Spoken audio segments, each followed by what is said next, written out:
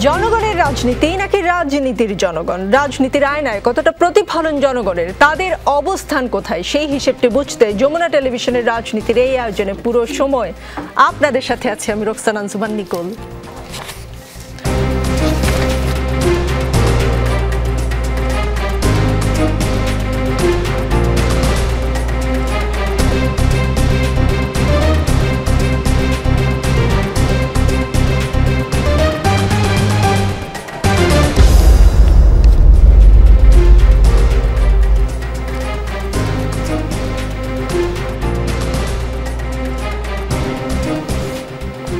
দর্শক, আজকের রাজনীতিতে আমাদের সঙ্গে আছেন বিএনপি দলীয় সাবেক এমপি নীলোফার চৌধুরী মনি, আমাদের সঙ্গে জ্যাকসন হাইটস বাংলাদেশ বিজনেস অ্যাসোসিয়েশনের সাধারণ সম্পাদক ফাহাদ সোলাইমান আছেন বৈষম্য বিরোধী ছাত্র আন্দোলনের নির্বাহী কমিটির সদস্য নাইম আবেদিন, আমাদের সঙ্গে international university of business agricultural and টেকনোলজির শিক্ষার্থী তানজিদ মোহাম্মদ সোহরাব রেজা আছেন, আমাদের সঙ্গে জাতীয় নাগরিক কমিটির যুগ্ম আহ্বায়ক সরোয়ার তুষারও আছেন। নীলোফার চৌধুরী মনি, বিএনপি মহাসচিবের বক্তব্যের সামনে, মানে যে বক্তব্য বিএনপি মহাসচিব দিয়েছেন তাতে আরেকটা ১-১১ সরকার, সংসদীয় সংখ্যাগরিষ্ঠতা ও নতজানু পররাষ্ট্রনীতির ধারাবাহিকতা এবং গুম খুন ও জুলাই হত্যাকাণ্ডের বিচার না হওয়ার আলামত দেখতে পাচ্ছেন উপদেষ্টা নাহিদ ইসলাম আজ বিকেলে একটি স্ট্যাটাস দিয়েছেন, বিকেল বা সন্ধ্যার দিকে একটি স্ট্যাটাস দিয়েছেন। আমার মনে হয় দর্শকদের উদ্দেশ্যে পুরো স্ট্যাটাসটা আমি একটু পড়ি, যদিও দীর্ঘ স্ট্যাটাস, কিন্তু এই আলোচনার স্বার্থে এই স্ট্যাটাসটা মনে হয় শুরুতে পড়ে নেওয়া দরকার। উপদেষ্টা নাহিদ ইসলাম তার স্ট্যাটাসে যেটা লিখেছেন, বিএনপি মহাসচিবের নিরপেক্ষ সরকারের দাবি মূলত আরেকটা ১-১১ সরকার গঠনের ইঙ্গিত বহন করে। ১-১১ এর বন্দোবস্ত থেকেই আওয়ামী ফ্যাসিজমের উত্থান ঘটেছিল। বিএনপি মহাসচিবের বক্তব্যের সামনে আরেকটা ১-১১ সরকার, সংসদীয় সংখ্যাগরিষ্ঠতা ও নতজানু পররাষ্ট্রনীতির ধারাবাহিকতা এবং গুম খুন ও জুলাই হত্যাকাণ্ডের বিচার না হওয়ার আলামত রয়েছে। ছাত্র এবং অভ্যুত্থানের নেতৃত্বকে মাইনাস করার পরিকল্পনা ৫ই আগস্ট থেকেই শুরু হয়েছে। ৫ই আগস্ট যখন ছাত্র জনতা রাজপথের লড়াই করছে, পুলিশের গুলি অব্যাহত রয়েছে, তখন আমাদের আপোষকামী অনেক জাতীয় নেতৃবৃন্দ ক্যান্টনমেন্টে জনগণকে বাদ দিয়ে নতুন সরকার করার পরিকল্পনায় ব্যস্ত ছিলেন। ব্র্যাকেটে লিখেছেন, অনেকে ছাত্রদের কথাও বলেছেন সেখানে। আমরা ৩ আগস্ট থেকে বলে আসছি, আমরা কোনো প্রকারের সেনা শাসন বা জরুরি অবস্থা মেনে নিব না। আমাদেরকে বারবার ক্যান্টনমেন্টে যেতে বলা হলেও আমরা যেতে অস্বীকার করি। শেষ পর্যন্ত বঙ্গভবনে আলোচনা ও বার্গেনিং এর মাধ্যমে ডক্টর ইউনূসকে প্রধান করে অন্তর্বর্তী সরকার গঠনের সিদ্ধান্ত হয়। আমরা চেয়েছিলাম ফ্যাসিবাদ বিরোধী রাজনৈতিক দলগুলো ও নাগরিক সমাজের সমন্বয়ে একটা জাতীয় সরকার হলে ছাত্রদের হয়তো সরকারে আসার প্রয়োজন হতো না। জাতীয় সরকার অনেকদিন স্থায়ী হবে, এই বিবেচনায় বিএনপি জাতীয় সরকারের রাজি হয় নাই। কিন্তু অভ্যুত্থানের পরেই দেশে জাতীয় সরকারের প্রয়োজনীয়তা সবচেয়ে বেশি ছিল, অথচ বিএনপি জাতীয় সরকারের কথা বলতেছে সামনে নির্বাচনের পরে। আমি এইটুকু পরেই থামছি, একটু আলোচনা করি, বাকিটুকু নিশ্চয়ই পরে পড়ব। নীলোফার চৌধুরী মনি, যে প্রশ্নটি আপনাকে করেছিলাম, ১-১১ সরকার মতো সরকার বিএনপি চাচ্ছে কিনা এখন? আপনাকে ধন্যবাদ, যারা শুনছেন আমার শুভেচ্ছা অভিনন্দন, আমার সহ-আলোচক বৃন্দকে ধন্যবাদ। দেখেন, বিএনপি মহাসচিব একবারও কিন্তু বলে নাই যে এটাই হতে হবে। উনি বলেছেন যদি এই কাজগুলো, যাদের কাছ থেকে আমরা নিরপেক্ষতা আশা করে একটা সরকার আসলো ৩ দিন পর, ৫ই আগস্টের ৩ দিন পর সরকার গঠিত হলো, সেই তাদের কাছ থেকে যদি আমরা আবারও বৈষম্যের শিকার হই, আবারও অনিরপেক্ষতার শিকার হই, তখন যেমন আমি যৌক্তিকভাবে যদি বলি, যদি বৃষ্টি হয় আমি খেলতে যাব না, বৃষ্টি হয়েছে অতএব খেলতে যাইনি, বলে নাই তো যে এটাই দিতে হবে। বলেছে যদি নিরপেক্ষতা না থাকে, অনিরপেক্ষ যদি তারা হয়, যেমন ধরেন তাদের ছাত্ররা বিভিন্ন জায়গায় তারা দিনে ৩ বেলা মিছিল করতে পারে, সব জায়গায় তারা ছাত্র রাজনীতিও করছে, আবার সরকারও পরিচালনা করছে। পক্ষান্তরে ছাত্র দলের আমাদের যারা এত বড় ছাত্র সংগঠন, সেইখানে ছাত্ররা কিন্তু অনেকখানি যেতে পারে না, তারা বাধাগ্রস্ত হচ্ছে, তাদের জন্য এক আইন, সরকারে যারা আছে তাদের জন্য এক আইন, এইভাবে তো চলতে পারে না। তাহলে আমরা বারবার কি বলেছি, আমরা যৌক্তিক সময় চেয়েছি, আমরা ডেডলাইন চেয়েছি, আমরা একটা নির্বাচনের আপনার কোন সময়টা হতে পারে সেটা চেয়েছি, আমরা কিন্তু সেটার কোনোটাই পাইনি। শেষে আমাদেরই বলতে হয়েছে, এই মহাসচিবকেই বলতে হয়েছে যে জুলাই আগস্টের দিকে নির্বাচন দেওয়া যেতেই পারে। তো এই যে সংস্কারে যে ধোঁয়া তোলা হচ্ছে, যখন সংস্কারের ধোঁয়া তোলা হচ্ছে, এই সংস্কার আবহমান কাল চলতে পারে। সংস্কারের কোনো শেষ নেই, সংস্কারের ধারাবাহিকতা অনেক দূর পর্যন্ত সংস্কার কাজ করতে পারে এবং করবে, এটাই স্বাভাবিক। কিন্তু যাদের হাত দিয়ে পরবর্তীতে সংস্কারকে পূর্ণতা পেতে হবে তাদেরকে কিন্তু মূল্যায়ন করা হচ্ছে না। এইখানে রাজনীতিবিদরা যারা দেশ পরিচালনা করেছে অনেক বছর, তারা কিন্তু ওইভাবে বলতে পারে না নিজের সম্মানের কথা, ইজ্জতের কথা। তো সরকার নিজেরা অভিজ্ঞতার অভাবে আছে, তারপরে সরকার কারো অভিজ্ঞতা গায়ে মারছে না, কাউকে ডাকছে না। তখন কি করবে তারা? যখন বলে সরকারের পক্ষ থেকে যে নির্বাচনের কথা বলে উন্নয়নের ব্যাঘাত ঘটে, তখন এখানে কি বলার আছে? আপনি আমাকে বলেন যে যেইখানে এখন সংস্কার একটা জায়গায় মানে কি নির্বাচনের কথা বললে উন্নয়নের ব্যাঘাত ঘটে, এই ধরনের কথাই কি আপনাদেরকে মানে এটা ধারণা করতে বাধ্য করছে বা সাহায্য করছে যে অন্তর্বর্তী সরকার নিরপেক্ষ ভূমিকা পালন করতে পারছে না? না না, নট অনলি এটা, আপনার সবকিছুতেই যখন আপনার ধরেন এই যে 3 বার সম্ভবত রাজনীতিবিদদের ডাকা হয়েছে, 3 বারে যে 10 মিনিট 5 মিনিট 20 মিনিট, এটাই কি একটা দেশ চলে? অতগুলো রাজনীতিবিদদের সঙ্গে এটা এক ধরনের দুষ্টুমো করা, এটা এক ধরনের, এটা কোনো আইনের মধ্যে ওইভাবে পড়ে না। কারণ আমি যদি দেশটাকে সুন্দর করে চালাতে পারি, আপনার 100টা জিনিসের উপর আপনার ভ্যাট দিয়ে দিল, এক্সট্রা ট্যাক্স দিয়ে দিল, কারোর সঙ্গে কোনো আলোচনার প্রয়োজন পড়লো না। সেই 100টা দিয়ে সেই আগের সরকারের মতো 5টা থেকে ভ্যাট তোলা হলো কি একটু একটু করে। তা এটা হয়? অথচ যাদের অভিজ্ঞতা আছে, আমি আবারও বলছি, এই কাজটা ঘটানোর আগে যাদের অভিজ্ঞতা আছে তাদের বলা দরকার ছিল। কিন্তু দেখেন ওইখানে সরকারের এইখানে 12,000 কোটি টাকা এক্সট্রা সে ইনকাম করবে, বা 7,000 কোটি টাকা সরকারের কর্মচারীদেরকে মহার্ঘ ভাতা দিবে, যেইখানে বিগত সরকার কিন্তু বারবার করে সরকারি কর্মচারীদের বেতন বাড়িয়েছে তাদেরকে হাতে রাখার জন্য। ঠিক একই কাজ এই সরকারও করছে।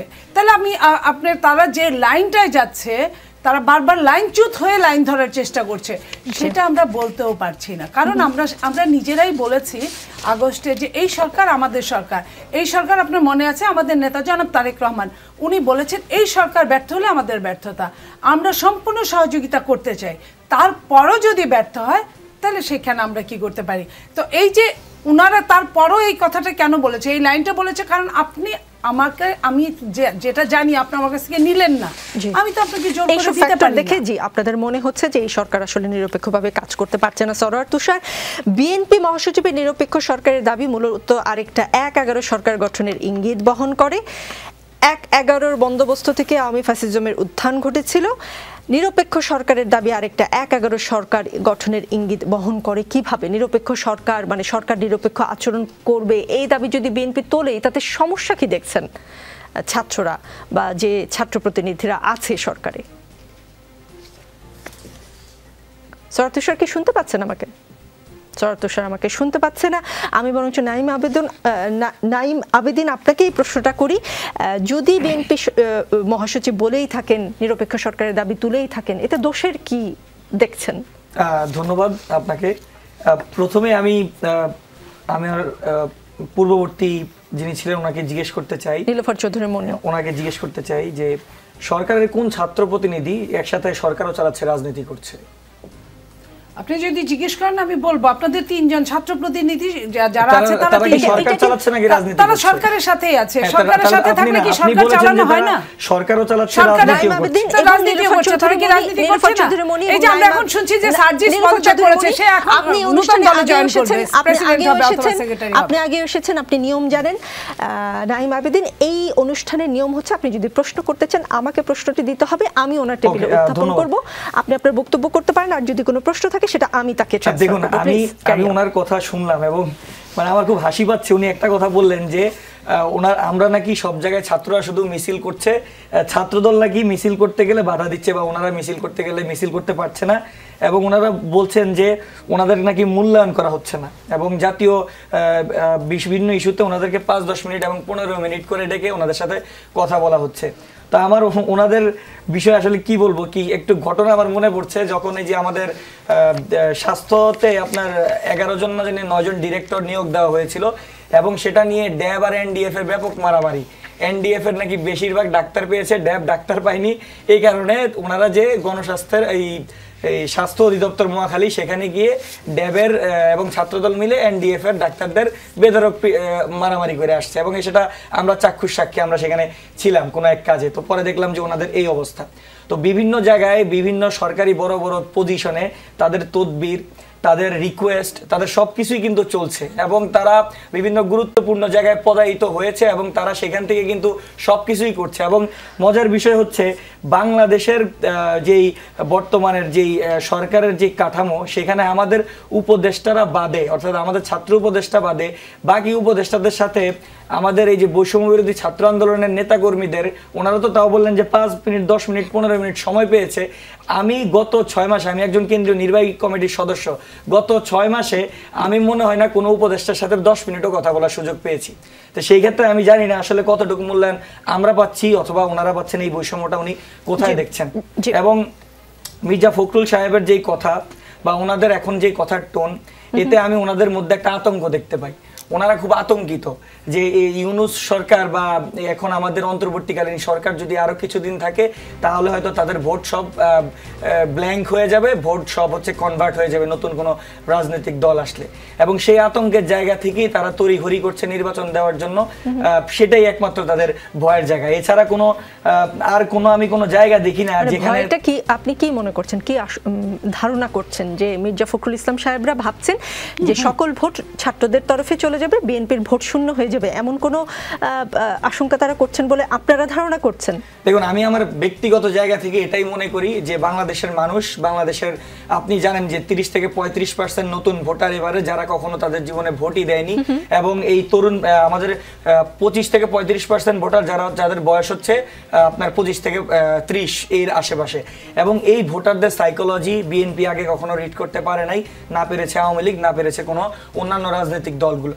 তো এই নতুন যে ভোটার, একটা বিশাল অংশের ভোটার। এবং আপনি দেখেছেন এই আন্দোলনের পরে আমরা প্রাইভেট বিশ্ববিদ্যালয়ের শিক্ষার্থীরাও যেভাবে পলিটিক্যালি এঙ্গেজ হচ্ছি এবং পলিটিক্স নিয়ে আমাদের যে কনসার্নের জায়গাটা সৃষ্টি হয়েছে, সেটা কিন্তু আগে কখনোই ছিল না। আওয়ামী লীগ দীর্ঘদিন কিন্তু এই মধ্যবিত্ত এবং উচ্চ মধ্যবিত্ত শ্রেণীকে পলিটিক্স থেকে দূরে রাখতে চেয়েছে।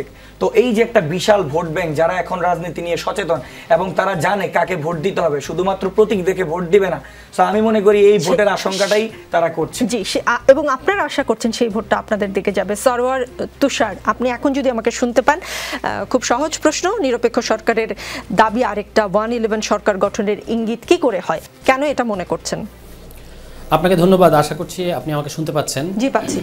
প্রথম দিকে আমি আপনাদের কথা শুনতে পাইনি, পেলে আমার জন্য আরো ভালো হতো। যেটা আপনি নাহিদ ইসলামের যে কথাটার কথা বলেছেন, দেখুন এখানে দুটো কথা। এক নম্বর কথা হচ্ছে বাংলাদেশে সর্বশেষ যে 111-এর আগে যে সরকারটা এসেছিল, মানে বিএনপি সরকারের পরে, সেই সরকারের কাজ ছিল একটি সুষ্ঠু নিরপেক্ষ নির্বাচন দিয়ে বিদায় নেওয়া। কিন্তু তারা আমরা দেখতে পেয়েছিলাম যে অবৈধভাবে 2 বছর ক্ষমতায় ছিল। ফলে নিরপেক্ষ সরকারের নামে এটা যে আরেকটা অরাজনৈতিক কিংবা একটা বিরাজনৈতিক প্রক্রিয়ায় রাজনৈতিক প্রক্রিয়াকে নস্যাৎ করার এবং একটা লম্বা অবৈধ শাসনের দিকে যাবে না, সেরকম কোনো নিশ্চয়তা আমরা আমাদের সেই আশঙ্কা আছে যে এরকম ঘটনা ঘটতে পারে। সেই দিক থেকে নাহিদ ইসলামের কথাটা দেখা যেতে পারে। আর আরও একটা জিনিস হচ্ছে যে নাহিদ ইসলামের কথাটাকে আপনি একটা প্রতিক্রিয়া আকারেও দেখতে পারেন। গতকালকে থেকে যে নিরপেক্ষ সরকারের প্রসঙ্গটা হঠাৎ করে বর্ষিয়ান রাজনীতিবিদ মির্জা ফখরুল ইসলাম আলমগীর তুললেন, তারপর থেকে কিন্তু এই কনফিউশন এবং এই টেনশনটা, টানাপোড়েনটা তৈরি হয়েছে। উনি ব্যাখ্যা করবেন যে উনি হঠাৎ করে কেন, ওনার কাছে কী তথ্য আছে যে এই সরকার নিরপেক্ষ না, হঠাৎ করে উনাকে কেন বলতে হলো। বিবিসিতে সাক্ষাৎকারে আজকে উনি কয়েকটা সভা সমাবেশে একই কথা বলেছেন। আমরা তার মতো বর্ষিয়ান রাজনীতিবিদের কাছ থেকে যখন হঠাৎ করে এটা শুনি, তখন আমাদের তো একটু লাগে যে কেন হঠাৎ করে আবার নিরপেক্ষ সরকারের কথা বলা হচ্ছে কেন। এতদিন কিন্তু আমি শেষ করব, এতদিন কিন্তু বিএনপি দ্রুত নির্বাচনের দাবি জানিয়েছে এই সরকারের কাছে।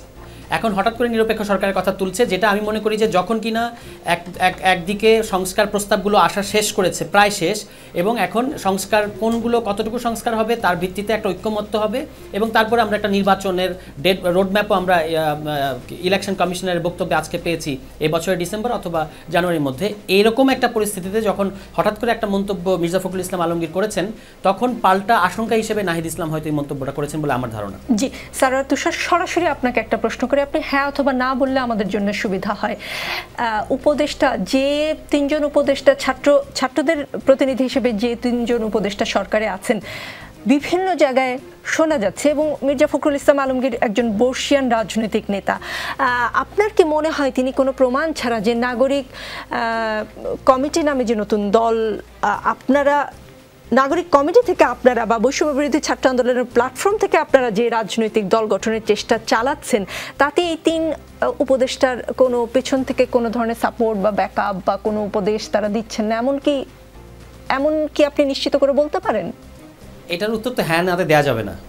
2 লাইনে দেন। হ্যাঁ, 2 লাইনে হচ্ছে যে এটা যদি মির্জা ফখরুল ইসলাম আলমগীরের কাছে কোনো কংক্রিট তথ্য থাকে তিনি সেটা প্রকাশ করবেন। এমনিতে তো তারা, আপনি যেটা বলেছেন আমি একটু দ্বিমত করবো আপনার সাথে, যে আপনি বলেছেন যে তারা ছাত্রদের প্রতিনিধি হিসেবে সরকারে গেছে। আসলে তারা অভ্যুত্থানের প্রতিনিধি হিসেবে সরকারে গেছে, অর্থাৎ আমাদের ছাত্র জনতা পুরো যে শক্তি, তার যদি তারা না যেতেন ওই সরকারে, তাহলে এই সরকারের কোনো লেজিটিমেসি থাকতো না। এটা সেখান থেকে দেখাটা ভালো হবে। আর রাজনৈতিক দল একটা হবে, রাজনৈতিক দল কি বাংলাদেশে প্রথম? সরকারে থাকা অবস্থায় কি বাংলাদেশের আগে কখনো রাজনৈতিক দল হয় নাই? আওয়ামী লীগ কি বাকশাল গঠন করে নাই? কিংবা বিএনপির জন্ম উদ্ভব কীভাবে সেটা কি আমরা জানি না? তো পরে তো বিএনপি পরীক্ষার মুখে পড়েছে বাংলাদেশের জনগণের, এবং জনগণের পরীক্ষা তারা পাশ করেছে, তারা 2বার ক্ষমতায় এসেছে জনগণের ভোটে। এখন একটা রাজনৈতিক দল হয় নাই এখন পর্যন্ত। তার আগেই এই ধরনের যখন তর্কগুলো আমরা করি বা এই ধরনের মন্তব্য করে একটা রাজনৈতিক প্রক্রিয়াকে ভণ্ডুল করার যে চেষ্টা, সেটা কিন্তু ভালো না। জি, ফাহাদ সোলাইমান, ট্রাম্পের দেশে বসে বাংলাদেশের রাজনীতি কেমন দেখেন? মানে ট্রাম্পও শপথ নিলেন, আমাদের উপদেষ্টা নাহিদ ইসলামও বললেন বিএনপি মহাসচিবের নিরপেক্ষ সরকারের দাবি মূলত আরেকটা 1-11 সরকার গঠনের ইঙ্গিত বহন করে। এর আগে মির্জা ফখরুল সাহেব আবার বলেছেন যে কিছু বিষয়ে অন্তর্বর্তী সরকার নিরপেক্ষ ভূমিকা পালন করতে পারছে না, এবং তারই এই কথার রিয়াকশন হচ্ছে উপদেষ্টা নাহিদ ইসলামের ওই বক্তব্য। হাসাত আবদুল্লাহ আবার বলেছেন যে একটি পত্রিকার বরাত দিয়ে ছাত্র জনতার সম্মিলনে নতুন একটি রাজনৈতিক দল গঠনের উদ্যোগ বানচাল করতে বিএনপি ও আওয়ামী লীগের শীর্ষ নেতৃবৃন্দের মাঝে উদ্বেগ ও শঙ্কা আদান প্রদান হয়েছে। কোনো যোগসূত্র দেখেন? ধন্যবাদ আপনাকে, ধন্যবাদ যমুনা টিভিকেও, ধন্যবাদ আমার আদর প্যানালিস্টদেরকে। বেসিক্যালি আমি আসলে এটা মনে হচ্ছে যে ব্যক্তিগত মতামত দিচ্ছেন, আর ব্যক্তিগত মতামতটাকে রাজনীতিতে মানে বড় করে দেখা হচ্ছে। পৃথিবীর সব দেশেই, ইভেন ইন আপনি জানেন না, আমেরিকা তো নতুন দল আসতেই পারে, এটা তো গণতান্ত্রিক অধিকার, ডেমোক্রেসি। সো এখানে কিন্তু আপনার রাজনীতি 3 ধরনের হয়: ব্যুরোক্রেটিক রাজনীতি, অটোক্রেসি রাজনীতি এবং ডেমোক্রেসি। অ্যান্ড আমরা বাংলাদেশ কোনটাতে ফলো করছি এটা আর কি বোঝার ব্যাপার। আমি কয়েকদিন আগে দেখলাম নিউজে যে সংস্কার ছাড়া হবে না। সংস্কার করতে হলে তো আগে আপনাকে 2/3 মেজরিটি লাগবে, এটা ওয়ার্ল্ড ওয়াইড। ইভেন ট্রাম্প এবার সেনেট এবং আপনার কংগ্রেসে ফার্স্ট টাইম অনেক বছর পর রিপাবলিকানরা আপনার নিয়েছে পজিশনটা। এরপরও তাকে কোনো এক্সিকিউশন পাওয়ার করতে গেলে 2/3 মেজরিটি লাগবে। সো সংস্কার করতে গেলে দেখতে হবে যে 2/3 মেজরিটি লাগতে হলে একটা ইলেকশন দরকার। ইলেকশনে যদি নতুন দল গঠন হয়, এখানে ভয়ের ব্যাপারটা কেন আসছে আমি জানতে চাই, আমার জানা দরকার।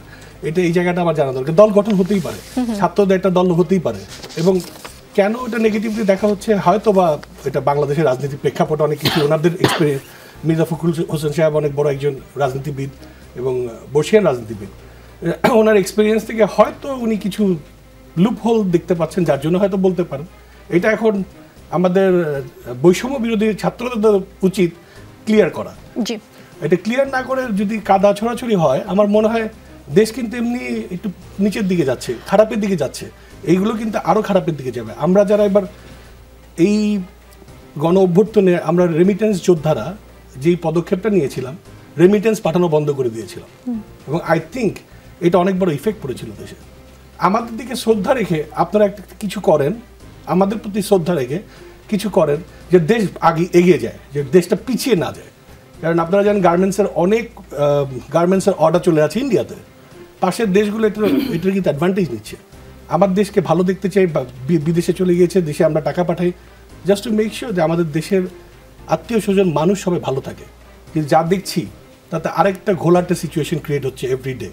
এটা হতে দিয়েন না, এটা আপনাদের সবার কাছে রিকোয়েস্ট। জি, ফাহাদ সুলাইমান, আপনি প্রবাসী থাকেন বেশিরভাগ সময়। প্রবাসীরা আসলে বাংলাদেশের রাজনীতির এখনকার অবস্থা বা এই যে কখনো কখনো বিভিন্ন দলের মধ্যে দ্বন্দ্ব বা নির্বাচন এবং সংস্কার একটি মুখোমুখি বা দ্বান্দ্বিক অবস্থানে চলে গিয়েছে, সেটাকে কি করে দেখেন?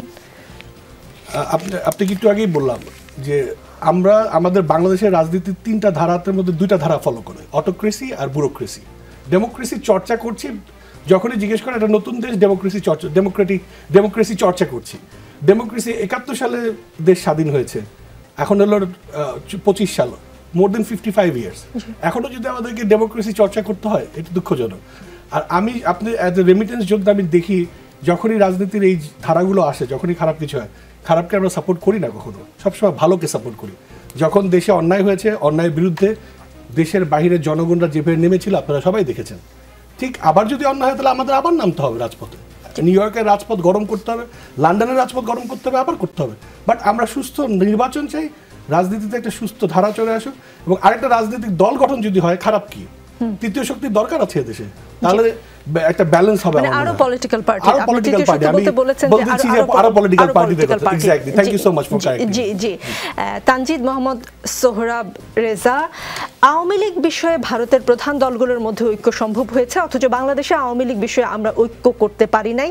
এত হত্যা ও অপরাধের পরেও হায় এই জাতীয় ঐক্য লইয়া আমরা কি রাষ্ট্র বানাবো? উপদেষ্টা নাহিদ ইসলাম তার স্ট্যাটাসে আফসোস করেছেন ঐক্য করতে পারেননি। ছাত্রদের মধ্যে কি ঐক্য আছে? মানে রূপায়ণ টাওয়ারে কি হয়েছিল, সেটা কি ঐক্য? আচ্ছা, রূপায়ণ টাওয়ারে কি হয়েছিল সেটাতে যাওয়ার আগে আমি প্রথমত হলো যে ওই জাতীয় ঐক্যের বিষয়টা নিয়ে হলো একটু বলি। সেটা হলো জুলাই অভ্যুত্থানে আমরা সবাই বৈষম্য বিরোধী ছাত্র আন্দোলনের প্ল্যাটফর্মে চলে এসেছিলাম। আমাদের যাবতীয় রাজনৈতিক মতাদর্শ, আমাদের ধর্মীয় বিশ্বাস, আমাদের সামাজিক অবস্থান, সমস্ত বাস্তবতাকে ভুলেই, এবং আমরা সবাই মিলে একসাথে আন্দোলন করেছিলাম সমস্ত বিভেদ ভুলে। যেই কারণে হাসিনা শাহীকে যারা টিকিয়ে রেখেছিল রাষ্ট্রের, সেই এলিমেন্টগুলো ভয় পেয়েছিল, এবং তাদের হস্তক্ষেপেই কিন্তু হাসিনা দেশ থেকে সেফ এক্সিটটা পেয়েছেন, না হলে কিন্তু তার সেফ এক্সিট পাওয়ার কথা ছিল না। এখন যখন গণশত্রু হাসিনা পালিয়ে গেল, তখন গিয়ে আমাদের মধ্যে যেই একটা কমন সেন্টিমেন্ট ছিল যে না হাসিনাকে তাড়াতে হবে, এই জায়গাটা নাই হয়ে যায়।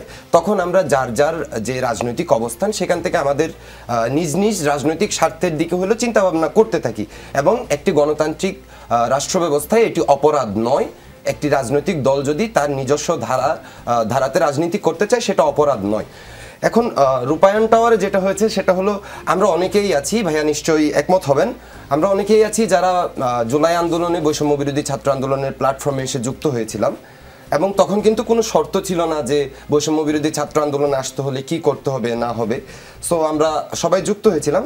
কিন্তু যখন 5 তারিখের পর হলো বৈষম্য বিরোধী ছাত্র আন্দোলন প্ল্যাটফর্মটিকে টিকিয়ে রাখার সিদ্ধান্ত নেওয়া হয়, তখন হলো কিছু শর্তারোপ করা হয় যে এখানে যদি কেউ আসতে চায় তাকে তার রাজনৈতিক দলের পদ বা মতাদর্শ ছেড়ে আসতে হবে। সেসব জায়গা থেকে অনেকেই মনে করেছেন যে না আমি যাব না, অনেকে মনে করেছেন যে না আমি যাব, সেটা হয়েছে। আবার আমার মতো অনেকে আছেন যারা হলো কোনো রাজনৈতিক দলে নাই, কিন্তু নিজেকে হলো রাজনীতি সচেতন শিক্ষার্থী বলে দাবি করেন। আমরা হলো জুলাই অভ্যুত্থানে অংশগ্রহণ করেছিলাম, আমরা যার যার জীবনে ফেরত গেছি, আমাদের যে নর্মাল লাইফ সেই লাইফে আমরা ফেরত গেছি। রূপায়ণ টাওয়ারে যেটা হয়েছিল সেটা হলো, আমরা যারা বৈষম্য বিরোধী ছাত্র আন্দোলনের কাঠামোতে যুক্ত হইনি, কিন্তু আমাদের যে ভাই ব্রাদার, আমি জেনজির ভাষাতেই বলি, আমাদের যে ভাই ব্রাদার তারা তো আন্দোলন করেছে, এবং আমাদের ভাই ব্রাদাররা কিন্তু ব্যক্তিগতভাবে ডিসিশন নিয়ে থাকতেই পারে যে তারা বৈষম্য বিরোধী ছাত্র আন্দোলনে থাকবে। যেহেতু আমি ব্যক্তিগতভাবে ডিসিশন নিয়েছি যে আমি কাঠামোতে থাকবো না, তো তারা ছিল। মূল ঘটনার সূত্রপাত হলো 20 তারিখে রাতের বেলা হলো হয় আর কি, ড্যামরাতে হলো ড্যামরা থানা কমিটির একটা আলোচনা সভা ছিল।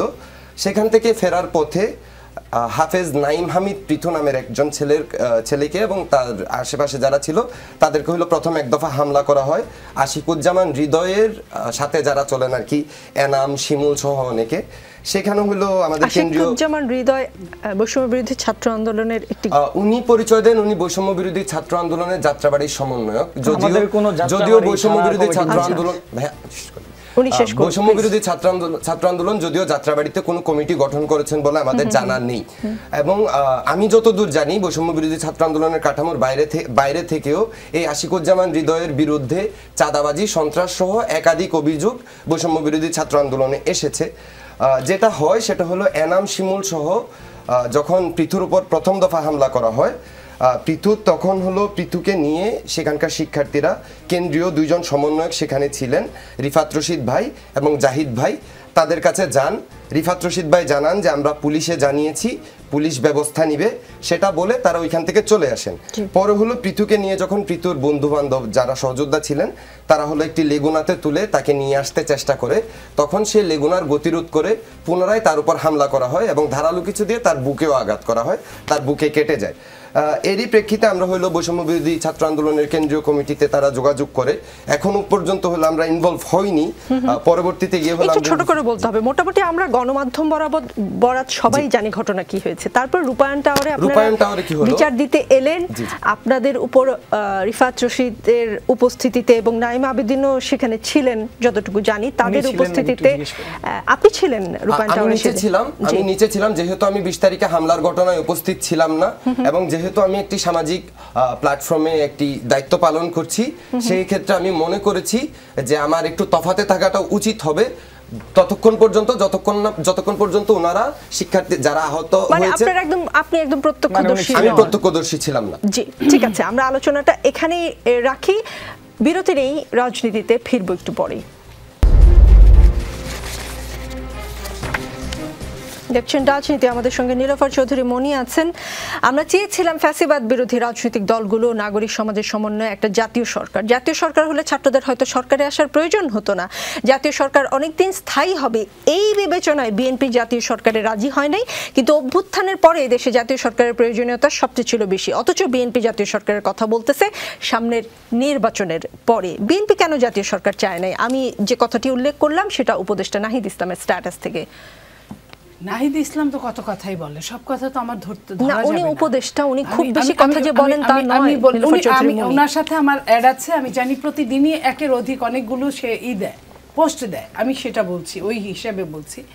বিএনপি সরকারি কিছুই ছিল না 5ই আগস্টে, বিএনপি এখনো সরকারে নাই। বিএনপির কথা যদি আপনি ধরেন, জনাব তারেক রহমান সাহেব আমাদের নেতা, উনি বলেছেন আমরা আগেও বিরোধী দলে ছিলাম, আমরা এখনো বিরোধী দলে। তাইলে আপনার জাতীয় সরকারের প্রশ্নের সঙ্গে বিএনপিকে কেন আপনার এক করে দেখা হচ্ছে? কারণ বিএনপি সেই দিনও এগিয়ে আসে না, কারণ বিএনপি ওইভাবে ক্ষমতা চায় না নিকল। বিএনপি চায় ইলেকশন হবে এবং এটা এই অন্তর্বর্তীকালীন সরকারটা এমন হতে পারে এরকমই মনে করা হয়েছিল যে তত্ত্বাবধায়ক সরকারটা যেমন, কারণ ভোট নিয়েই যেহেতু বাংলাদেশে এই কাহিনীগুলো ভোটটা নিয়েই শুরু হয়েছিল, যে একটা ভোটের সরকারের হাতে দেশটা যাবে, তারপরে দেশের আস্তে আস্তে সব সিস্টেমেটিকগুলো এই যে প্রাথমিক সংস্কারগুলো এটা বলে দিবে যে আমরা এই এই এই জিনিসগুলো করতে চাই। এর আগেও এরকম হয়েছে। সেটার মেন সংস্করণটা হবে যে সরকার পাওয়ারে আসবে, পরিচালনায় আসবে রাষ্ট্রের। তো সেইখানে তো বিএনপি তো এটা বলার কথা না। বিএনপির নামে যে এখন এই কথাগুলো বলা হচ্ছে, বিএনপির কেউ কি বলেছে আমরা সেই দিন জাতীয় সরকার চাইনি? বিএনপির সেই দিন কি ছিল? তারা তো বলে, যেমন ধরেন চিফ অ্যাডভাইজার নিজেই বলেছেন একের অধিক জায়গায় যে এই ছাত্ররাই আমাকে নিয়ে আসছে। ছাত্ররা যদি নিয়েই আসে, তাহলে ছাত্ররা কি বিএনপির কাছে গিয়েছিল যে আপনারা কি সরকার চান, আমরা জাতীয় সরকার চাই, আপনারা চান কিনা? এরকম তো কোনো কথা হয় নাই। ছাত্ররা সেদিন কি মনে করেছিল? ছাত্ররা আমাদের সন্তান, কিন্তু তারা সন্তানরা যখন একটা কিছু আপনার পুরস্কৃত হয়, একটা কিছু যখন জয় করে, তখন বাবা মার কথা তাদের মনে থাকে না। চৌধুরী মনি তিনি বলেছেন শেষ পর্যন্ত বঙ্গভবনে আলোচনা বার্গেনিং এর মাধ্যমে ডক্টর ইউনূসকে প্রধান করে অন্তর্বর্তী সরকার গঠনের সিদ্ধান্ত হয়।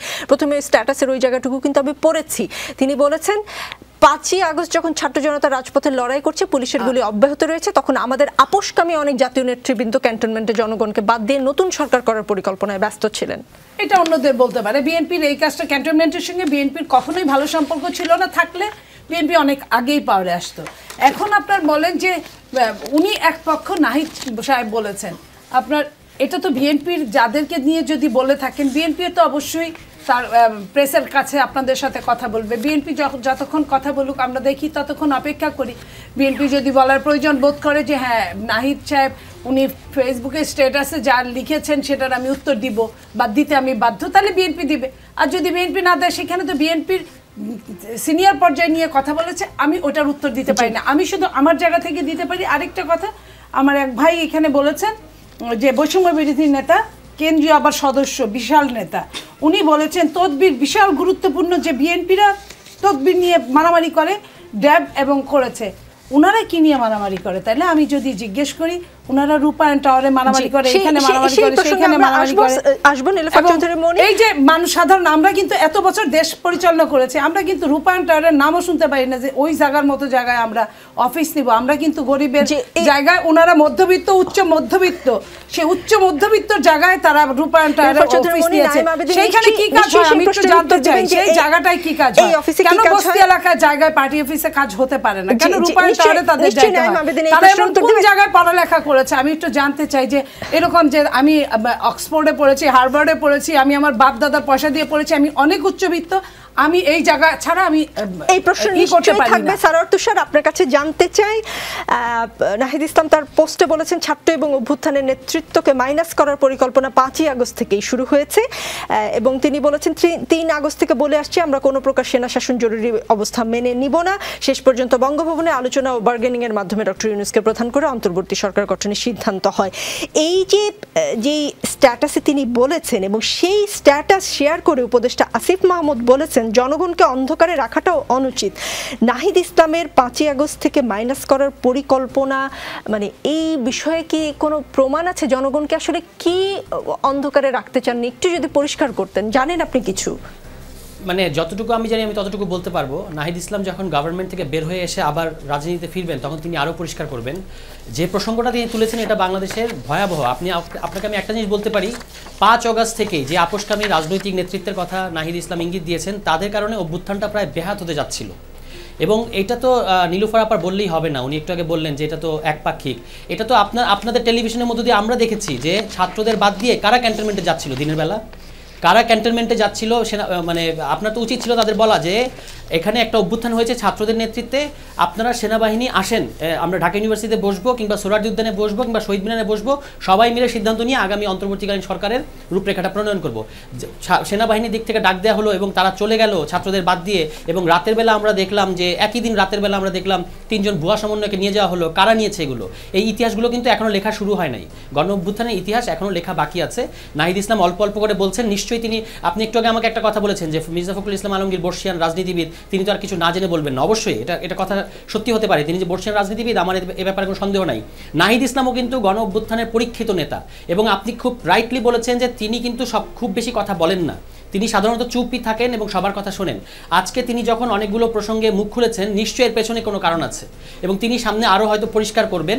যেটা এই মুহূর্তে আমি বলতে পারি সেটা হচ্ছে যে আপনি ভেবে দেখেন একটাবার এটা কত বড় মানে ভয়ঙ্কর ব্যাপার যে ডক্টর ইউনূসকে বার্গেইন করে এই গভর্নমেন্টের প্রধান উপদেষ্টা করতে হয়েছে। কোথায় যাচ্ছিল ব্যাপারটা? এবং এটা কিন্তু আমি যেটা আগেও বললাম, এই 3 জন ছাত্রকে, মানে এই যে 3 জন আমাদের যে 3 জন আছে তাদেরকে গভর্নমেন্টে ছাত্রদের প্রতিনিধি হিসেবে দেখা যাবে না, তারা গণ অভ্যুত্থানের প্রতিনিধি। তারা না গেলে এই গভর্নমেন্টটা তাদেরকে বাদ দিয়েই করা হচ্ছিল। সেক্ষেত্রে এটা কমপ্লিটলি একটা 111 ধরনের গভর্নমেন্ট হতো। তারা আছে বলেই এখনো গণ অভ্যুত্থানের টোন, গণ অভ্যুত্থানের মেজাজ এবং গণ অভ্যুত্থানের আকাঙ্ক্ষাটা এই সরকারের মধ্যে আছে। সেই দিক থেকে নাহিদ ইসলাম কথা বলছেন। ভুয়া সমন্বয়কের কথা বললেন, তাদেরকে আমরা চিনি নাকি তারা ঝরে পড়ে গেছেন? তারা কি আছেন? আপনি বলেন, আপনি কি এরপরে ওই 3 জনের পরে আর কি আপনি দেখতে পাচ্ছেন? আপনার টেলিভিশন টকশোতে তারা আসে? কোন টেলিভিশন টকশোতে আসে? আগে আসতো না, আগেও আসে নাই তো, কোথা থেকে আসলো এই 3 জন হঠাৎ করে? এটা তো আমারও প্রশ্ন। এখন সেই 3 জন কোথায়? কারা নিয়ে গেল তাদেরকে? এটা একটা প্রশ্ন না, এটা আমাদের জানতে হবে তো। এখন এই নিয়ে অনেক জল্পনা কল্পনা আছে, কারা নিয়ে গেছে সেটা হয়তো জানা যাবে ভবিষ্যতে। যারাই নিয়ে যাক তারা একটা গর্হিত কাজ করতে যাচ্ছিলেন যে এই 3 জনকে দিয়ে তারা আসলে তারা তো গণ অভ্যুত্থান ব্যাপারটা বোঝেন নাই যে গণ অভ্যুত্থানের যে আসল নেতৃত্ব তাদেরকে বাদ দিয়ে যে গণ অভ্যুত্থানের পরে কিছু করা যায় না, কোনো সরকার গঠন করা যায় না, এটা তাদের কাছে পরিষ্কার ছিল না যারা এই কাজটা করেছেন। এই কারণে তারা ভেবেছেন যে 3 জন যে কোনো 3টা ছাত্র দেখতে লাগে এরকম 3 জনকে নিয়ে দাঁড় করিয়ে দেবো এবং কাজ হয়ে যাবে। এটা কিন্তু খুব খারাপ কাজ তারা করেছেন, সামনে এর জন্য তাদেরকে মানে জবাব দিতে হবে। নাঈম আবেদীন, আগামী জাতীয় সংসদ নির্বাচনে নিরপেক্ষ থাকবে অন্তর্বর্তী সরকার। এক্ষেত্রে কোনো উপদেষ্টা নতুন রাজনৈতিক দল গঠনের সাথে যুক্ত হলে তারা সরকারে থাকবে না বলে জানিয়েছেন পরিবেশ উপদেষ্টা সৈয়দা রিজওয়ানা হাসান। সরকারের এই মুখপাত্র দাবি করেন নতুন কোনো দল গঠনের পৃষ্ঠপোষকতা করছে না ডক্টর ইউনূসের সরকার। ছাত্ররা কি সরকারে না থাকার কোনো আলামত দেখতে পাচ্ছেন? যেহেতু আজই শুনলাম আক্তার হোসেন ঘোষণা করেছেন যে ফেব্রুয়ারির শুরুর দিকে বা ফেব্রুয়ারিতেই নতুন একটি দল ঘোষণা হতে যাচ্ছে। আজকে নাহিদ ইসলামের যে পোস্ট দেখলাম এবং সেটা আসিফ মাহমুদও সেটা শেয়ার করেছেন এবং তিনি বলেছেন দায়িত্বশীল জায়গা থেকে অনেক কিছু বলা যায় না। আপনি কি এই সব কিছু মিলেই দেখতে পাচ্ছেন যে তারা হয়তো যে 3 জন আছেন উপদেষ্টা তারা খুব দ্রুতই পদত্যাগ করতে যাচ্ছেন? দেখুন, বৈষম্য বিরোধী ছাত্র আন্দোলনের এই যে আমাদের যে নির্বাহী কমিটি বা আমাদের বর্তমান যেই অর্গানোগ্রামটা আছে এটা একটা ইনক্লুসিভভাবে তৈরি করা হয়েছে। এখানে মাদ্রাসা, পার্বত্য অঞ্চল, প্রাইভেট, পাবলিক, ন্যাশনাল সব জায়গা থেকে ছাত্র যারা গণ অভ্যুত্থানের নেতৃত্ব দিয়েছে তাদেরকে এনে এই জায়গাটা তৈরি করা হয়েছে। এবং এই জায়গাটা এমন না যে বৈষম্য বিরোধী ছাত্র আন্দোলনটা একদম রাতারাতি পরিবর্তন হয়ে কোনো একটা রাজনৈতিক দলে আমিও চলে যাব সেও চলে যাবো, বিষয়টা কিন্তু একদমই এরকম না। বৈষম্যবিরোধী ছাত্র আন্দোলন এটা গণ অভ্যুত্থানের একটা প্ল্যাটফর্ম এবং এটা বাংলাদেশ যতদিন রবে এই প্ল্যাটফর্ম ততদিন থাকবে এবং সেখানে আমরা থাকব। যারা রাজনৈতিক দলে যাওয়ার তারা বৈষম্যবিরোধী থেকেও সেই রাজনৈতিক দলে আসতে পারবে, সে বিএনপি থেকেও ওই রাজনৈতিক দলে আসতে পারবে, আওয়ামী লীগ বাদে বাকি সবগুলো দল থেকেই সে ওই রাজনৈতিক দলে আসতে পারবে। এখন আমাদের উপদেষ্টা যারা আছেন শিক্ষার্থীদের থেকে জনতা এবং ছাত্রদের ম্যান্ডেটে যারা উপদেষ্টা গিয়েছেন, এখন তারা কি ওই জায়গা থেকে আমাদেরকে পৃষ্ঠপোষকতা করবে নাকি, এই আশঙ্কাটা আমি মনে করি এটা আকাশ কুসুম কল্পনা, কারণ এটা কখনোই সম্ভব না। বাংলাদেশের ইতিহাস ঘাইটা যদি আপনি দেখেন তাহলে যারা আমাদেরকে কিংস পার্টির তকমাকটা মানে বাইরে বাইরে হালকা হালকা কিংস পার্টি বলার চেষ্টা করে, তারা কিন্তু একদম পিওর কিংস পার্টি হচ্ছে তারা। এখন আমাদের এরকম কোনো নাই যে আমাদের উপদেষ্টারা আমাদেরকে পৃষ্ঠপোষকতা করে আমাদেরকে রাজনৈতিক দল গঠন করে দিবে, ওরকম আমাদের প্রয়োজনও নেই। কারণ বৈষম্য বিরোধী ছাত্র আন্দোলনের প্রতি টান বাংলাদেশের প্রত্যেকটা থানা, উপজেলা, ওয়ার্ড, কোথাও আমাদের কমিটি হয় না। একটু আগে বললেন যে আমরা কেন মারামারি করি, কোথাও আমাদের কমিটি দেই নাই বা এরকম কিছুই না, বা আমাদের কমিটিতে আসলে কোনো টেন্ডারও পাওয়া যায় না, বা এলাকার ময়লার বিলের টেন্ডারটাও পাওয়া যায় না, তারপরেও আমাদের দুই কমিটি মারামারি শুরু করছে কমিটি পাওয়ার জন্য। কেন আসতেছে চৌধুরী মনির প্রশ্নটার উত্তর একটু দেন। রূপায়ণ টাওয়ারের মতো এরকম একটা বিল্ডিং এ মনিয়াপাড়া এতদিন ধরে নির্বাচন করেন চৌধুরী মনিরা, আপনারা কি করে আসলে ওইরকম একটা জায়গায় এত বড় অফিস আমি সেই প্রশ্নে আসছি, তার আগে ওনাদের জবাবটা দিয়ে নি। তো আমাদের দেখেন আমাদের পপুলারিটি বা মানুষের আমাদের প্রতি আস্থা অতটা আছে দেখেই কিন্তু সবাই কমিটিতে আসতে যাচ্ছে, যার কারণে রূপায়ণ টাওয়ারের যে ঘটনাটি ঘটলো, এরকম ঘটনা ঘটেছে সেটি ঘটেছে। তো আমাদের উপদেষ্টারা তারা যদি কোনো রকম ভাবে রাজনৈতিক দলের অংশ হয়, তাহলে অবশ্যই তারা দলে সেই গভর্নমেন্টের থেকে তো তারা এই দলের অংশ হতে পারবে না, তাহলে হয়তো তারা সেই গভর্নমেন্ট থেকে চলে এসে আমাদের সাথে যোগদান করবে। সেটা কি আজকে করবে নাকি আরো 5 বছর পরে করবে নাকি আরো 10 বছর পরে করবে নাকি তারা অন্য কোনো দলে চলে যাবে, সেটাও কিন্তু আমাদের কাছে পরিষ্কার না। এটা তার যার ব্যক্তিগত ইচ্ছা বা ব্যক্তিগত সেটা ডিসিশন হবে পরবর্তীতে। আর উনি বলছিলেন যে আমরা কোথায় পড়ি বা কোন মহারাজার ছেলে, আমি স্টেস্টে পড়ি, আবার আমাদের নির্বাহীর আরো অনেক ভালো জায়গায় পড়ে, বা আমাদের যে ফোরামের যারা আমরা আছি, আমাদের নর্থ সাউথ ব্র্যাক, ঢাকা বিশ্ববিদ্যালয় এবং বাংলাদেশের নামকরা বিশ্ববিদ্যালয় সহ সকল স্থানের শিক্ষার্থীরাই এখানে আছে, এবং এখানে কোনো অছাত্র নেই, এখানে কোনো টোকাই নেই, সেখানে আসছি। তো আমাদের পারিবারিকভাবে আলহামদুলিল্লাহ আমরা সচ্ছল, এবং ব্যক্তিগতভাবে আমি আমার কথা যদি বলি, আমার একটা ব্যবসা প্রতিষ্ঠান আছে, সেটা আমি কো-ফাউন্ডার। তো আমার বাবা একজন লয়ার, তো আমি সব দিক দিয়ে আমার ব্যক্তিগতভাবে আমি সচ্ছল। এবং আমাদের যে অফিসের যে বিষয়টা বারবার চলে আসছে, এখন আমাদের অফিসের ভাড়া বা কোত্থেকে আসে দেখেনি, সেখানে আমাদের 1 কোটি 2 কোটি টাকা প্রতি মাসে ভাড়া লাগছে না। হ্যাঁ, আমি জানি না ভাড়া কত, সর্বোচ্চ সেটা হয়তো 70-80 হাজার বা 50-60 হাজার টাকা, এর বেশি ভাড়া হওয়ার কথা না। কারণ আমাদের 1600 রাখতে হয় না যে ভাড়া কত। আমি একটু বলি, আমি তো সেটার দায়িত্বে না। আপনি নির্বাহী কমিটি? হ্যাঁ, নির্বাহী কমিটির সদস্য। নির্বাহী কমিটি, আমি স্পোর্টস সেলের দায়িত্বে আছি। জি হ্যাঁ, আমি আর কি অর্থ সেল বা ভাড়া ওইগুলো আমার দায়িত্ব। এত গণমাধ্যমে এটা নিয়ে এত কথা যে ওরকম একটা জায়গায় এত দামি অফিস কি করে আপনার কি কৌতূহল হয় না? আমি মনে করি না যে বাংলাদেশের এই প্রেক্ষাপটে এই টাকা পয়সার এই যে মূল্য এত কমার পরেও বাংলাদেশে 60,000 50,000 টাকার একটা এই 1600 বা 1700 স্কয়ার ফিটের একটা, আমি একটু শেষ করি, আমি শেষ করি যে এই প্রেক্ষাপটে এসে আমরা যদি 10 জন বন্ধু মিলে একটা ছোটখাটো অফিস দেই, সেক্ষেত্রে আমরা 15-20 হাজার টাকার অফিসের আমরা বহন করতে পারি। টাকাও দিতে হয়। আমরা এই যে আমাদের আগামীকালকে বেসরকারি বিশ্ববিদ্যালয়ের মার্চ ফর জাস্টিস প্রোগ্রাম আছে, সেখানেও আমার চাঁদা দিতে হবে। কিন্তু ভাড়ার জন্য কি 1 টাকাও আপনার পকেট থেকে যায়? আমার থেকে যায় না, কিন্তু অনেকের থেকেই যায়। জি, তানজিদ মোহাম্মদ সোহরাব রেজা, আপনারা বলেছিলেন সমন্বয়কদের গুণী না, আচ্ছা আরো হয়তো খারাপ কথা, কিন্তু এই ধরনের একটা কথা শুনেছি। কেন সমন্বয়কদের গোনেন না?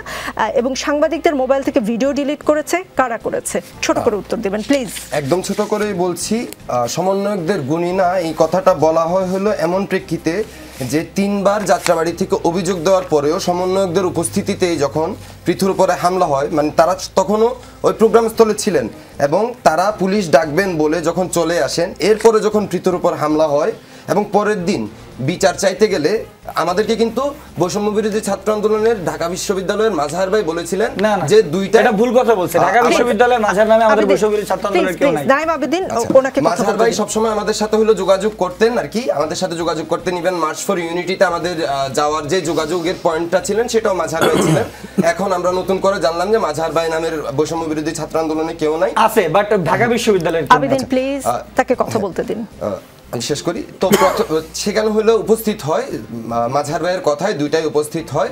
আড়াইটার ভিতরে তাদের সাথে যখন কোনো যোগাযোগ করা হয় না এবং যারা হামলা করেছিল তাদেরকে নিয়ে যখন বৈঠকে বসা হয়, তার প্রেক্ষিত হলো বাইরে থেকে শিক্ষার্থীরা ক্ষিপ্ত হয়ে শাটার বন্ধ করে দেয় এবং বলে যে এই হামলার বিচার হওয়ার আগ পর্যন্ত এর চেয়ে গুরুত্বপূর্ণ কোনো কাজ হতে পারে না, জুলাই অভ্যুত্থানকারীদের উপর হামলার বিচার আগে করা লাগবে। এর এক পর্যায়ে হলো নাইম আবেদিন ভাই আমার পাশেই আছেন, উনি বের হয়ে আসেন। উনি বের হয়ে আসার পর অফিসের, আপনি তো বাইরে থেকেই অফিসের ভিতর থেকেই বের হয়ে আসেন নাকি? না, আপনি জানেন না, আপনি ছিলেন না। আমি ফুটেজে দেখেছি, ভিডিও ফুটেজে আপনারা যেটা প্রচার করছেন সেটাতেই ভাইয়া আসেন। ভাইয়া এসে হইলো শিক্ষার্থীদের সাথে তার একটা বাকবিতণ্ডা হয়। বাকবিতণ্ডার এক পর্যায়ে উনি হইলো আন্তামিমকে আপনি ধাক্কা দেন এবং এই পর্যায়ে হলো শিক্ষার্থীদের সাথে ওইখানে একটা বাকবিতণ্ডার পরিবেশ সৃষ্টি হয়। এরপরেও কিন্তু আবার পরিবেশটা ঠান্ডা হয়ে গিয়েছিল। পরে যখন রিফাত রশিদ এসে জিজ্ঞেস করেন যে এখানে অন্যান্য রাজনৈতিক দলের কে আছে বা কেউ আছে কিনা, তখন কিন্তু স্বেচ্ছায় দুইজন হাত তুলে বলে যে আমরা গণ অধিকার পরিষদের রাজনীতি করি। এখন যদি আমার ভাইয়ের উপর হামলা হয়, কালকে যদি নাইম আবেদিন ভাইয়ের উপর হামলা হয়, যেহেতু উনি জুলাইয়ের আমার সহযোদ্ধা, নাইম আবেদিন ভাইয়ের উপর হামলা হয়, আমি যদি একটা রাজনৈতিক দলও করি, আমি কি ভাইয়ের উপর হামলার বিচার চাইতে একটা জায়গায় যাইতে পারি না বা একটা স্টেটমেন্ট আমার দিতে পারি না? এটা তো আমার পলিটিক্যাল রাইট। হ্যাঁ, এই জায়গা থেকে হলো তারা গিয়েছিল। পরে হলো তাদেরকে শাটার বন্ধ করে যে অবরুদ্ধ করে যে মারধর করা হয়েছে, এবং আপনি দেখবেন যে হাসিবের মাথায় 22টা সেলাই, আন্তার মেরুদণ্ডে আঘাত, বুকে আঘাত। সেখানে কিন্তু বৈষম্য বিরোধী ছাত্র আন্দোলনের কোনো নারী সদস্য উপস্থিত ছিলেন না, কিন্তু দুইজন নারী শিক্ষার্থী সেখানে উপস্থিত ছিলেন। সেখানে একজনের মেরুদণ্ডে আঘাত লেগেছে, বুকে আঘাত লেগেছে, আরেকজন অজ্ঞান হয়ে গেছে। যেহেতু আপনারা বিচার পাননি সেই কারণে যে সমন্বয়কদের গুণী না। আবেদিন, আমি আসবো আপনার কাছে খুব ছোট সময়ের জন্য। ফাহাদ সুলাইমান, নাহিদ ইসলামের সেই পোস্টে তিনি শেষের দিকে বলেছেন বাংলাদেশকে দুর্বল করা সহজ, কারণ বাংলাদেশকে সহজেই বিভাজিত করা যায়। এদেশে বড় বড় লোকেরা অল্প মূল্যে বিক্রি হওয়ার জন্য প্রস্তুত থাকে। সত্যি কি বাংলাদেশ এমন? মানে বাংলাদেশকে অন্য দেশের লোকের তুলনায় সহজেই কি বিভাজিত করা যায়? আপনি তো অনেকের সাথে মেশেন। দেখুন, আমাদের সবচেয়ে বড় প্রবলেম হলো আমরা কি বলবো, মানে এটা তো আসলে দেখার বিষয়। এথিক্যাল ইস্যুগুলো আমাদের বইগুলোতে বলা হয় যে পড়াশোনা করে যে গাড়ি ঘোড়া চালাইছে, এটা একটা কবিতা হতে পারে না। পড়াশোনা করে যে ভালো মানুষ হতে পারে সে, এটা শেখানো উচিত। সংস্কার এই জায়গায় দরকার। এথিক্যাল ইস্যুগুলোতে ক্লাস 1 থেকে শুরু করা উচিত। আমার ছেলে, আমি একবার রেড লাইট বিট করেছি আমেরিকাতে। আমার ছেলের বয়স তখন 6 বছর। বাবা, you made a mistake, you beat the red light. মুখের উপর আমাকে বলেছে 6 বছর। কারণ আমি তো ইউজ টু বাংলাদেশে রেড লাইট বিট করতে বলে আমার মজা লাগে, কিন্তু ও এটা বুঝে না। কারণ কি, ওদের স্কুলে শেখানো হয়। আমি জাপানে যখন গেলাম, জাপানে আমি দেখলাম ওদের প্রতি বছর প্রতি সপ্তাহে থার্সডেতে 4 ঘন্টার ক্লাস। বাবা মাকে ডেকে নিয়ে এসে, দাদা দাদিকে ডেকে নিয়ে এসে পা ধোয়ায়। দিস ইজ কল সংস্কার। এই সংস্কার আপনারা আনেন বাংলাদেশে। শুধু কনস্টিটিউশন সংস্কারে যেন না, এটা আপনি অ্যাকসেপ্টেন্সি পাবেন না। আপনারা সংস্কার করতে হলে ঘুষ বন্ধ করেন, ঘুষের ব্যাপারে লাগেন। এখনো চলছে আপনাদের ঘুষ, সব জায়গায় চলছে, কোনো সংস্কার হয়নি কোনো জায়গায়। এটা আপনারাও জানেন, আমিও জানি। আমি আসার পরও দেখছি। তো যেহেতু বললেন যে বাংলাদেশের মানুষ, মানে বড় বড় নেতারা বিক্রি হয়ে যায়, এটা আমি বলার থেকে আমি কিছুই বলবো না। এটা বিষয়, এটা আপনারা সবাই জানি। এটা খুব টেকনিক্যাল, ক্রিটিক্যাল এবং অনেক বড় একটা কোশ্চেন করেছেন, যদিও ব্যাপারটা ছোট। আমি খালি এটুকুন বলবো, আমাদের এথিক্যাল ইস্যুস আছে। এটা আমাদের ছোট্টবেলা থেকে, স্কুল লাইফ থেকে শেখানো উচিত যে কোনটা ভালো আর কোনটা খারাপ। একটা কবিতায় আমাদেরকে শেখানো হয় গাড়ি ঘোড়া, পড়াশোনা করে যে গাড়ি ঘোড়া চলাইছে। বেসিক্যালি এটা হওয়া উচিত, পড়াশোনা করে যে ভালো মানুষ হয় সে। নিশ্চয়ই এই জায়গাগুলো যদি আমরা ঠিক করি, টেকনিক্যাল সাইডগুলো। আর আপনি মনে রাখবেন, 1 থেকে 5-এ আপনি যা শিখবেন সারা জীবন আপনি মনে রাখবেন। আমি আপনার লাইফ থেকে, আমার লাইফ থেকে এবং প্রতিটা মানুষের লাইফ থেকে আপনি দেখেন 1 থেকে। এই জন্য দেখবেন যে আমরা যখন ছোটোবেলা থাকি, আমাদের বাবা মারা আরবি শেখায়, সব কিছু শেখায়, গান শেখায়, নাচ শেখায়, সব ছোটোবেলায়। বড় হয়ে কিন্তু এটা ঢুকে না। 1 থেকে 5-এ যা শিখবেন সব ইজিলি ঢুকে যায় এবং সারা জীবন আপনি মনে রাখবেন। সো আমাদেরকে এখনই বিষয় উচিত, শিক্ষা ব্যবস্থাটাকে চেঞ্জ করা উচিত। সুন্দরভাবে এটা সংস্কার করেন। আপনারা যেহেতু অনেক কিছু দায়িত্ব নিচ্ছেন, ইলেকশন সব সংস্কার করার চিন্তা করছেন, সব সংস্কার না করে কিছু কিছু জায়গায় হাত দেন, সংস্কার করে দেন, দেশটা ভালো হবে। Thank you. জি, হাসনাত আব্দুল্লাহ আজকে একটি পোস্ট দিয়েছেন নীলুফার চৌধুরী মনি, এবং সেখানে বলেছেন বিএনপির একজন সিনিয়র নেতা আওয়ামী লীগের সাথে বিএনপির কোনো দ্বন্দ্ব না থাকার কথা বললেন অকপটে, অথচ তিনি ভুলে গেলেন এই আওয়ামী লীগ বাংলাদেশের রাজনীতিতে ফ্যাসিজম কায়েম করেছে, গুম খুন ও গণহত্যা করে বাংলাদেশকে অরাজকতার শীর্ষ চূড়ায় নিয়ে গিয়েছে। এত সব অন্যায় অনাচার ও জুলুম নিপীড়নের দায় এড়িয়ে তিনি আওয়ামী লীগকে রাজনৈতিক ব্ল্যাঙ্ক চেক দিতে বিন্দুমাত্র দ্বিধা করলেন না। আবার তিনিই বললেন আগামী নির্বাচনে আওয়ামী লীগ অংশগ্রহণ করলে বাংলাদেশ জাতীয়তাবাদী দল বিএনপির কিছু যায় আসে না, অথচ তিনি ভুলে গেলেন এই আওয়ামী লীগই গত 3 বার জাতীয় নির্বাচনে সাধারণ মানুষের ভোটাধিকার হরণ করেছে। এই আওয়ামী লীগের কারণেই তার দল বিএনপি বিগত সময়ে জাতীয় সংসদ নির্বাচনগুলো বর্জন করতে বাধ্য হয়েছে। বিএনপিকে আসলেই ভুলে গেছে নীলুফার চৌধুরী মনি? দেখেন, বিএনপি উদারনৈতিক একটা দল। বিএনপির যে নেতা বলেছেন আমি তাকে খারাপভাবে দেখছি না। বিচারের জায়গায় হবে, কিন্তু আমি সেটাই বলছি, বিচারের জায়গায় হবে। আমার সাথে আপনি যা করেছেন সেটার বিচার আমি চাই, কিন্তু তার মানে এই না যে আমি আপনার সঙ্গে আমিও শত্রুতা করব। তাহলে বৈষম্য তো আমিও করছি, আপনিও করছেন। আমার কথা হচ্ছে আওয়ামী লীগকে বাদ দিয়ে আপনারা কি চাচ্ছেন? কারণ আপনারা তো অতীতে পাস্টে আপনারা আওয়ামী লীগ করেছেন। এখন আপনারা অনেকেই জামাত থেকে শিবির থেকে বলেন আমরা আওয়ামী লীগে ছিলাম, আপনারা বলেন আপনারা আওয়ামী লীগে ছিলেন, যে কারণে আপনারা আওয়ামী লীগকে ক্ষমা করে দেওয়ার জন্য আপনারা এটাকে নিষিদ্ধ করেন। আপনি দেখেন জামাতের সঙ্গে আওয়ামী লীগের একটা নিষিদ্ধ খেলা হয়েছে বহু বছর, শেষে কি নিষিদ্ধ করতে পেরেছে? এই নিষিদ্ধ খেলাটাই হচ্ছে খারাপ জিনিস। আমি চাই 99.9% না 100% বিচার হোক। বিচারের পরে যে আওয়ামী লীগ থাকে এটার জন্য আপনার মাথা ব্যথার জন্য মাথা গলা কেটে ফেলবেন, এটা আমরা চাই না। আমরা চাই না সেটার জন্য বিএনপি যে গায়ে পড়ে ওই ঝগড়াটা করবে তা করবেন না। বিএনপি বিচার চায়, বিএনপির সঙ্গে যা করা হয়েছে বিগত আমলে বিচার চায়, কিন্তু বৈষম্য বিরোধী এরা কোনো বিচারই চায় না। কারণ এক সময় তো এই হেলমেট বাহিনী তারাই ছিল, তারাই হেলমেট বাহিনী হয়ে তারাই পিটাইছে, এখন তারাই আবার এইখানে আসছে বৈষম্য বিরোধী হয়েছে হয়ে এখন তারা চায় যে ওটা ব্যান্ড হয়ে যাক, তারা আমাদের নামগুলো থাকবে না। এক মিনিট, সারোয়ার তুষার, দেশে জিয়াবাদ বা মুজিববাদ কোনোটাই চান না জাতীয় নাগরিক কমিটির আহ্বায়ক নাসিরউদ্দিন পাটোয়ারি, সবাই বাদ, তাহলে থাকবে কোনটা? আরেকটা প্রশ্ন, এই জিয়াবাদ বিষয়টা একেবারেই নতুন, এটার জন্মদাতা কি তাহলে ছাত্ররাই? দেখুন, জিয়াবাদ বলতে এখনো কিছু নাই। মুজিববাদ একটা আত্মস্বীকৃত ব্যাপার। শেখ মুজিবুর রহমান নিজেই এটার স্বীকৃতি দিয়ে গিয়েছিলেন এবং উনি বলেছিলেন যে এই ব্যাপারগুলোকে মুজিববাদ বলা যাবে, এবং আমরা দেখেছি এই ব্যাপারটা বাংলাদেশে একটা বাংলাদেশের সবচেয়ে ডমিনেন্ট ফ্যাসিজমটা এখান থেকে তৈরি হয়েছে।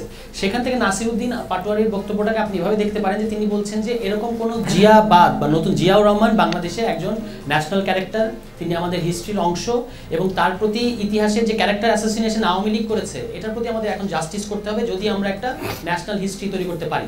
কিন্তু বিএনপির তরফ থেকে যদি বিএনপি দেখেন, আওয়ামী লীগ কিন্তু শেখ মুজিবুর রহমানকে ন্যাশনাল জায়গা থেকে একটা দলীয় সংকীর্ণ জায়গায় নিয়ে এসেছে।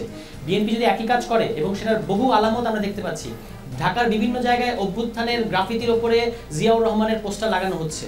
আমরা বুদ্ধিজীবী দিবসে শহীদ বুদ্ধিজীবী দিবসে যখন পুষ্পস্তবক অর্পণ করতে গেছি তখন আমরা দেখেছি শহীদ বুদ্ধিজীবী দিবস, অথচ বিএনপির মাত্র দুটো স্লোগান, একটা হলো জিয়ার সৈনিক এক হও, আর একটা হচ্ছে খালেদা জিয়া। এটা তো ঠিক না। এই কারণে আমাদের মনে হচ্ছে যে আরেকটা ব্যক্তি কার্ড হয়তো তৈরি করা হচ্ছে, সেটা হলে বিএনপির জন্যই খারাপ হবে। ওইখান থেকে কথাটাকে বুঝতে ভালো হবে।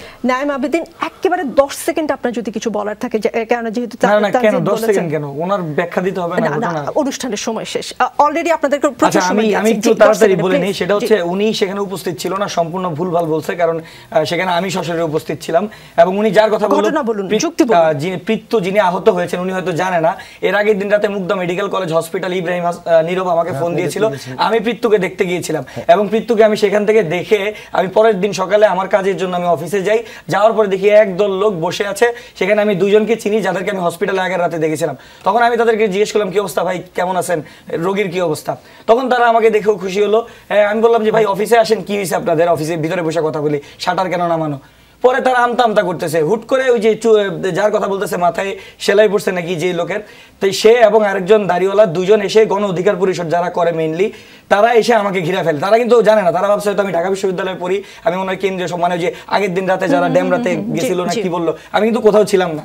আমি সেখানে আগের দিন ওনাদের রুগীকে আমি দেখছি, সেই রুগীর খোঁজ খবর নিয়ে পরের দিন আমি অফিসে যাই। তো যাওয়ার পরে তারা আমাকে কি করলো, আমি পরে আমি শাটার খুললাম, শাটার খুলে আমি ভিতরে ঢুকবো, এর মুহূর্তে আমি আমার ফেসবুক আইডিতে আমার লাইভটা আছে, সম্পূর্ণ লাইভটা আছে, আমি ঢুকলাম, শাটার খুললাম, শাটার আইসা 15 জন, আমি কিন্তু একা, সেখানে কেউ ছিল না, শুধু আমাদের অফিস বয় আশরাফ ছিল। 15 জন মিলে ঠাস করে শাটার নামাই দিছে। আমি তো ভাবছি আমাকে মনে হয় ভিতরে আটকে ফেলবে। আমি আমার ডান পা ঢুকাই দিছি, ডান পায়ে পড়ছে শাটার। এরপরে আমি আমার 2 হাত ঢুকাই দিছি। 2 হাত ঢুকায় যখন আমি টাইনা তুলতে পারতেছি না, তখন বাইরে থেকে হাউকাও শুনে সাংবাদিকরা এসে সেখানে ভিডিও করা শুরু করে। তখন আমি অনেক চেষ্টা করে উঠে আমি আমার কাঁধের উপর রেখে দিছি, আমার মাথার উপর ধরলে এখনো দেখবেন মাথার উপর শাটার রেখে দিছি, যে শাটার লাগাইতে দিব না। তো তোমরা যদি আজকে আবার অফিসে শাটার লাগাইতে পারো, কালকে আরেকজন এসে শাটার লাগাবে। এবং এই শাটার লাগানোর অধিকার, সে গণ অধিকার হোক, সে বিএনপি হোক, জামাত হোক, কারো বাপের সাধ্য নাই আমার অফিসে শাটার লাগানোর। কারণ এই অফিস কারো বাপের না, এই অফিস সবার।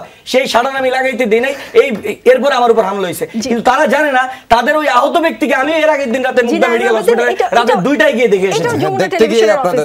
এটা যমুনা টেলিভিশনের অফিস। নীলোফার চৌধুরী মনি, আমি খুবই দুঃখিত, আপনার কাছে আমি আর যেতে পারলাম না। আমাদের রাত 10টার বুলেটিন আছে। রাজনীতিতে শেষ কথা বলে কিছু নেই, চলতে থাকবে। দেখা হবে আগামীতে।